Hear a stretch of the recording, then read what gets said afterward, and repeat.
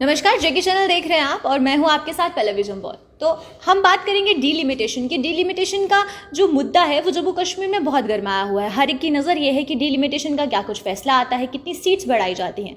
उसी की अगर हम बात करते हैं जम्मू और कश्मीर की, तो पॉलिटिकल पार्टीज़ का भी काफ़ी रुझाव इस डीलिमिटेशन कमीशन की तरफ देखने को मिल रहा है। और उसी बीच अगर हम बात करें कि क्या जम्मू को इससे फ़ायदा हो सकता है, क्या भाजपा को इससे फ़ायदा हो सकता है, तो ज़्यादा जानकारी के लिए हमारे साथ हमारे सीनियर सहयोगी यहाँ पर विनोद जी ज्वाइन कर चुके हैं, तो उनसे बात करेंगे। विनोद जी, पहले अगर हम बात करते हैं पॉलिटिकल पार्टीज की, तो क्या पॉलिटिकल पार्टीज को इस डिलिमिटेशन कमीशन की वजह से फायदा होगा, खासकर अगर हम भाजपा की बात करते हैं तो? देखिए, भारतीय जनता पार्टी को स्वाभाविक सी बात है फ़ायदा होगा, क्योंकि केंद्र में बीजेपी की सरकार है और डेफिनेटली उनको बेनिफिट होगा। और दूसरी बड़ी बात बता दूं कि ज़्यादा इम्पोर्टेंट ये है कि जम्मू खित्ते के साथ लगातार डिस्क्रिमिनेशन हो रहा है। पिछले 7 डिकेड से लगातार पक्षपात हो रहा है, और पक्षपात का कारण यही था कि जम्मू कश्मीर का अलग से संविधान था और अपनी मनमर्जी की जाती रही। अगर हम 95 की देखें तो 95 में 1981 की जनगणना के आधार पर किया गया। और अगर हम सीट्स की बात देखते हैं, जब बेसिक चीज़ों की बात देखते हैं, जैसे उनका क्षेत्रफल देखते हैं, हमसे आधा है, बिल्कुल। उनकी जो लैंड है हमसे आधी है, हमारी डबल है।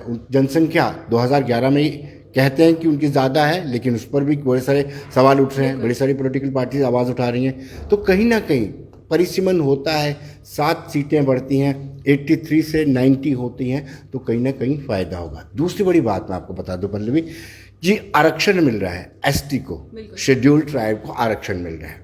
शेड्यूल्ड ट्राइब को आरक्षण मिल रहा है तो आरक्षण दिलवाने वाला कौन है? बीजेपी।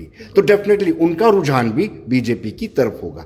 चाहे वो कहते हैं कि 5 सीटें हमें कश्मीर में दे दो, 6 सीटें हमें जम्मू में दे दो, लेकिन कश्मीर की 6-5 सीटें अगर जम्मू के साथ जुड़ती हैं, बीजेपी के साथ जुड़ती हैं, तो स्वाभाविक सी बात है बीजेपी को बेनिफिट होगा। अगर बीजेपी को बेनिफिट होता है तो पहली मर्तबा ऐसा लगता है कि जम्मू कश्मीर के इतिहास में एक हिंदू चीफ मिनिस्टर भी हो सकता है।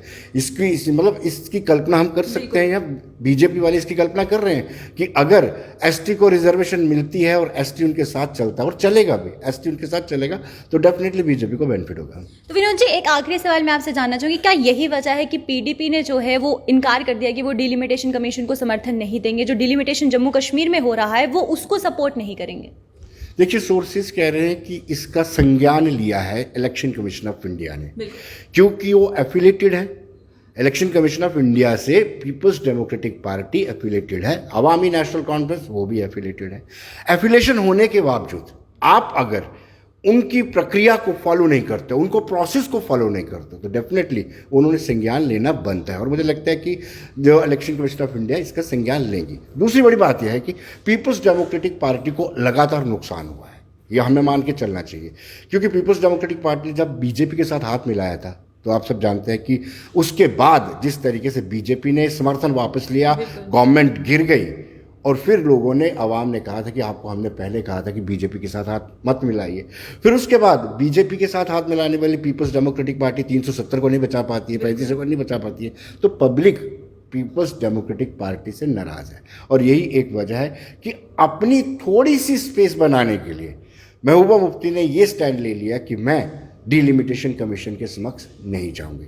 लेकिन ये स्टैंड गलत है, जाना चाहिए था, उनको भी बताना चाहिए था कि हमें इस जगह पे हमें हदबंदी की ज़रूरत है, लेकिन उन्होंने गलत किया है। लेकिन अब पीपल्स डेमोक्रेटिक पार्टी आज से जम्मू में है, कल से पीर पंजाल में जाएंगी, वहाँ पे जो मुस्लिम बहुल एरिया है वहाँ पर वो पेनिट्रेट करेंगी, अपने वर्कर्स को, अपने कैडर को मजबूत करेंगी।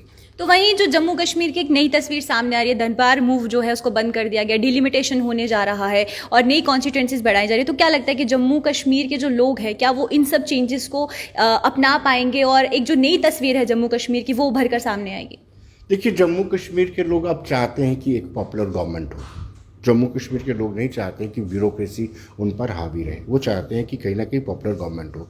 अगर पॉपुलर गवर्नमेंट आपको चाहिए तो इन सब चीज़ों को हमें फॉलो करना पड़ेगा। दरबार मूव का जो सवाल लिया गया है, तो उसमें कुछ ना कुछ इस तरह की बातें आई हैं, कुछ लोगों ने ऑब्जेक्शन उठाया, लेकिन कुछ लोग ये भी डिमांड कर रहे हैं कि लगातार इतने लंबे समय से, यानी हम 1872 से ये दरबार मूव की प्रथा को हम चला रहे हैं, तो इतनी लंबी नहीं खींचनी चाहिए।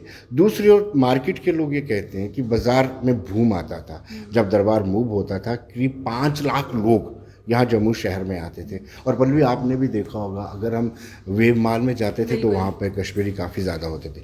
लेकिन साथ साथ ज़रूरी ये भी है कि दोनों जगह पल्लवी इम्पॉर्टेंट इसलिए है कि हम देखो कितने मुगालते में थे हम, जब गर्मी पीक में होती थी। यहाँ पे आप देखो कितने कट लग रहे हैं ना, तो सेक्रेटरीट श्रीनगर में होता अपनी सुविधा, वहाँ ठंड होती थी, वहाँ पर बर्फबारी होती थी, पूरी मतलब पावर पूरी तरह स्नैच हो चुकी है, और यहाँ पर बैठे हुए हैं गर्मियों में, यहाँ बैठे हुए हैं। इसके रेलेवेंस पर भी बहुत सारे सवाल उठ रहे थे।